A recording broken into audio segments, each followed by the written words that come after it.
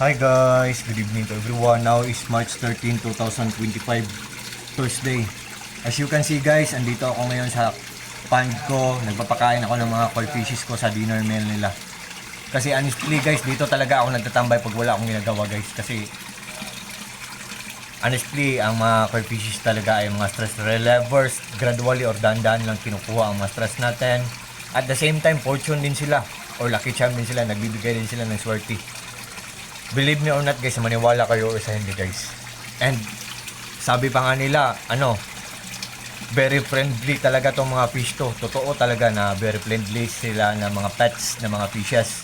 At saka guys, pag nagtambay ako dito, para akong nabibigyan nila ng peace of mind. Parang makahinga ako ng malalim dito. Parang, ang term ba, parang mga breathtaking sila ng mga pets, na mga isda.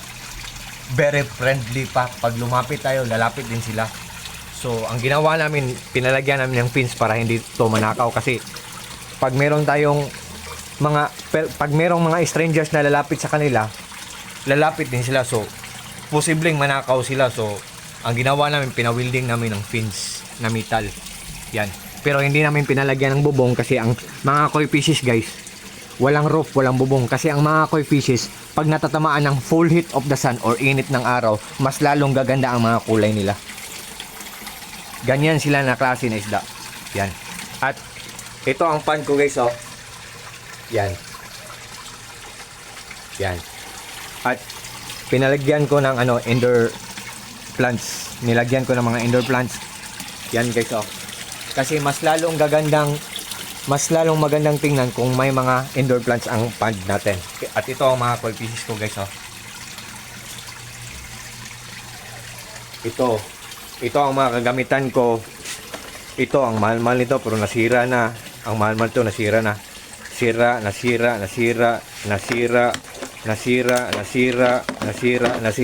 All in all, I think mga 20,000 pesos to lahat pero nasira na lahat. Sad to say na nasira na lahat pero ganun talaga ang mga bagay guys, hindi talaga maglalast long. So, yan. Pero, by the way guys, nasira na sila pero meron ako i-flex ngayon guys. Ang submersible pump ko guys. Yang nagwa-water pulse guys, oh. Submersible pump. On the other term or on the other word, tinatawag din niya na water pump. Ang lakas-lakas niya guys. Sa sobrang lakas niya, ang ingay-ingay niya. Sa sobrang lakas niya, ang daming bubbles na naproproduce niya o na-create niya. At the same time, ang dami-dami ding mabibreathe in oxygen ng mga koi fishes natin guys. Look at guys, oh. Yan. Oh.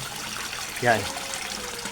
At ito ang filtration system ko guys, oh. Pinaglass ko para magandang tingnan. Pero medyo maganda din ang presyo sa pagpapagawa nito. Kasi maganda talagang tingnan kung ipag-glass natin ang filtration system nila. Yan. At ito ang bantay nila, si Super Mario. Ang pangalan ko ay Mario. Siya naman si Super Mario. Super Mario, bantayan mo ang mga isda natin ha. Ang mga koi fishes natin. Joke. Yan. So, yan guys. So, ito ang pan ko guys, oh. Yan. So, the moment of truth guys. Ito na guys. Look at guys. Tingnan nyo ang submersible pump ko. Ito pala ang power station ko on the other term or on the other word, tinatawag nito na portable solar generator. 9,000 pesos ang bili namin ito or 9,000 pesos plus ang bili namin ito. Hindi ko isasabi kung anong brand nito pero kailangan ko talagang i-explain sa inyo na pag i-grant ni God, pag nakaipon tayo, pag nakabili tayo nito, very useful talaga to or kapaki-paginabang talaga to kasi mamomonitor niya or malalaman niya kung gaano katipid kumain ng kuryente ang isang gadget. So ito guys, oh. Ito ang i-flex ko, Aquaspeed submersible pump or Aquaspeed water pump. Yan guys, oh.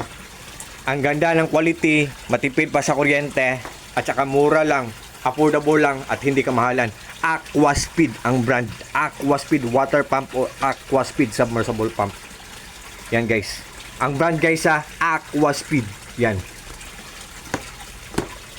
So, yan guys. So, yan ang mga gamit ko. Ito goods na goods to, hindi pa to sira.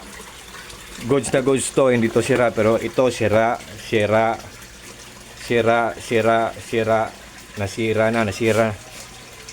sad to say na I think mga around 20,000 pesos na to lahat, pero ganyan talaga.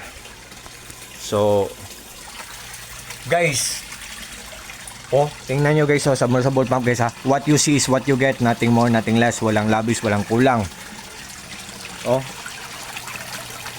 So believe me or not guys, talaga, sulit na sulit talaga kung mag-order kayo ng Aquaspeed submersible pump or Aquaspeed water pump. Aquaspeed ang brand guys ha. Sa lahat ng mga fish keepers dyan, sa lahat ng mga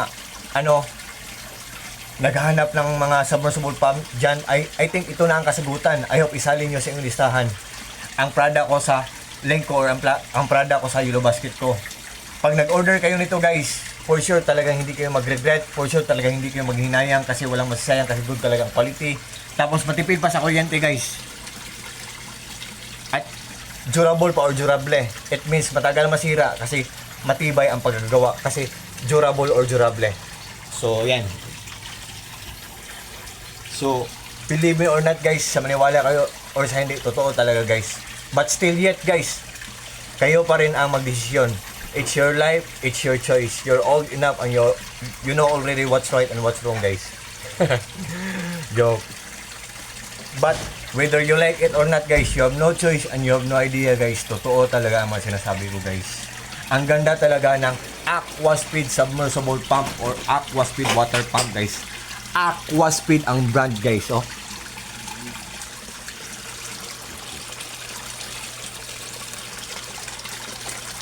So yan guys, sa maniwala kayo or sa hindi guys, mayroong kasabihan na no guts, no glory. It means or meaning to say na kung hindi nyo susubukan, hindi nyo malalaman. Who knows not knowing, andyan na sa harapan nyo. Who knows not knowing, totoo ang mga sinasabi ko, pero binabaliwala nyo. So but still yet, buhay nyo yan, kayo pa rin ang desisyon. So I think for this time guys, hanggang dito muna lang tayo, at sa lahat ng mga friends ko dyan at kay TikTok, good evening sa ating lahat. God bless po sa ating lahat also. Bye bye guys, good evening, bye bye.